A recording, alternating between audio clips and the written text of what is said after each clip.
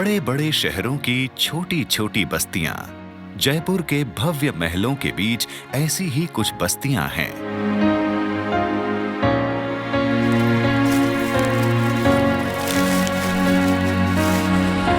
जहां बच्चे बगीचों की जगह कचरे के मैदानों में खेलते हैं।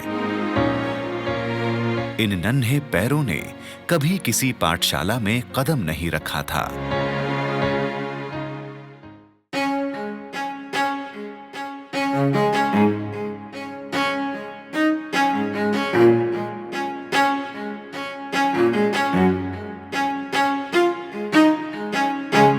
आज उम्मीदों की स्लेट लिए, सपनों को बस्ते में जमाकर, हौसलों की बेल्ट लगाकर, कमर कसकर अपने उज्जवल भविष्य की ओर चलते हुए एक अनोखी पाठशाला जा रहे हैं।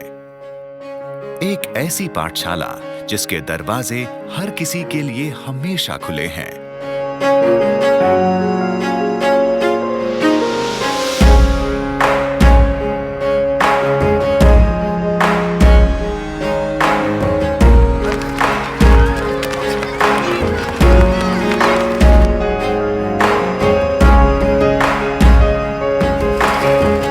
बच्चे खुद अपने हाथों से ये पाठशाला बनाते हैं, अपने हाथों से अपना भविष्य बनाते हैं।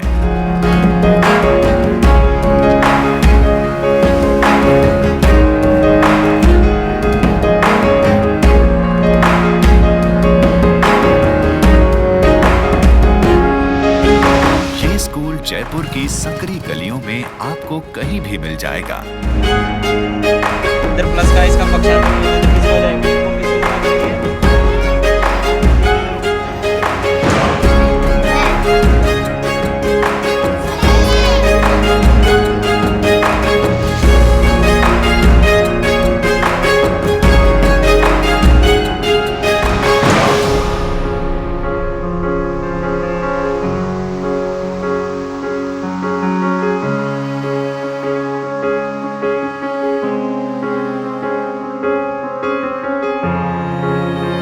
इस पोर्टेबल पाठशाला की जननी है श्रीमती विमला। वे खुद सिर्फ 8वीं पास हैं, लेकिन इन्हीं की इच्छा और प्रयास के कारण ये पाठशाला साकार हो पाई। कुछ 15 साल पहले इन्होंने अपने घर के पास बसी बस्तियों के बच्चों की देखभाल करना शुरू किया। उनको शिष्टाचार और स्वास्थ्य संबंधी बातें सिखाईं और धीरे धीरे उन्हें पढ़ाना शुरू किया।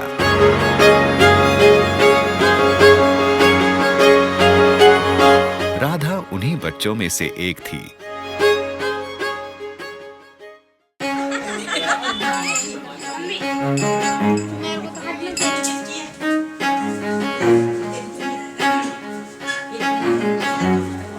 विमला जी ने इन सबको मां की तरह स्नेह और अनुशासन के साथ अपने घर में जगह दी। आज वे सब हाई स्कूल पहुंचकर उनके इस प्रयास को आगे बढ़ा रहे हैं। ये छोटा सा कदम बड़ी तेजी से सफलता की ओर बढ़ रहा है।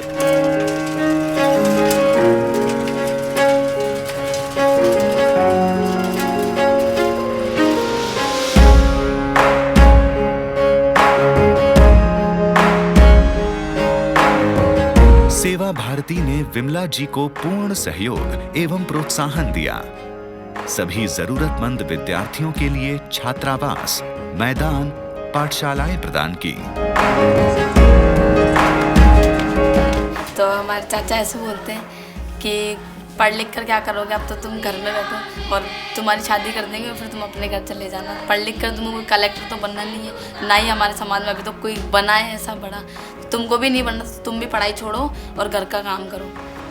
और करके और फिर हमारे क्या है, जल्दी शादी करते थे।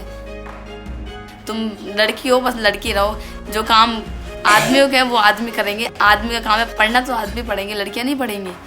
तुम बस पढ़ाई मत करो, तुम घर के चूल्हा चौका करो और उन्हीं में रह जाओ।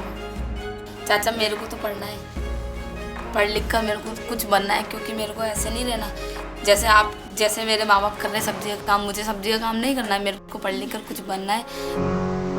विमला जी के शिष्य अब इस पाठशाला में खुद पढ़ा रहे हैं।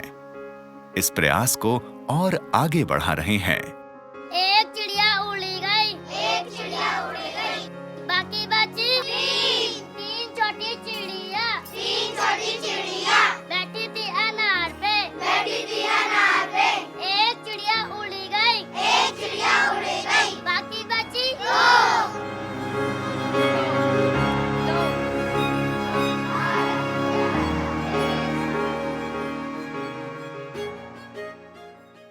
जो चड्डे पहनने वाले हैं ना आरएसएस के, इनसे मेरे को ऐसे चिढ़ होती थी कि मेरे पतिदेव पूरा टाइम वहीं लगाते थे।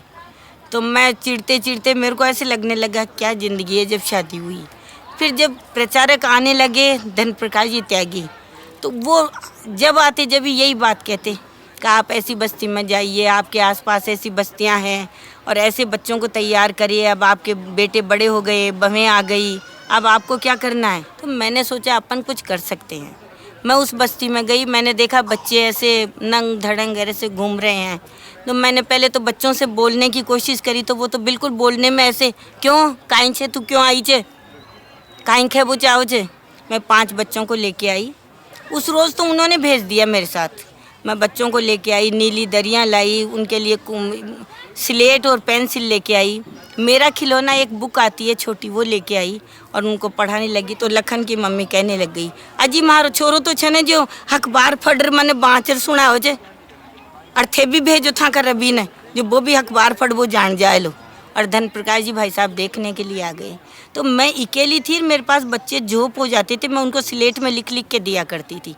तो धन प्रकाश जी भाई साहब दूर खड़े खड़े मेरे को देखते रहे।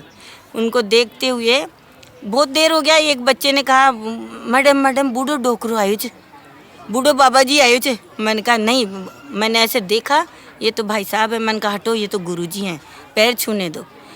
जैसे ही मैं उठी, मैंने तो सोचा उनके पैर छूं, उन्होंने मेरे पैर पकड़ लिए और इस ढंग से रोने लग गए कि वो सीन मैं आज भी याद करती हूँ तो मेरा दिल अंदर से कांप जाता है।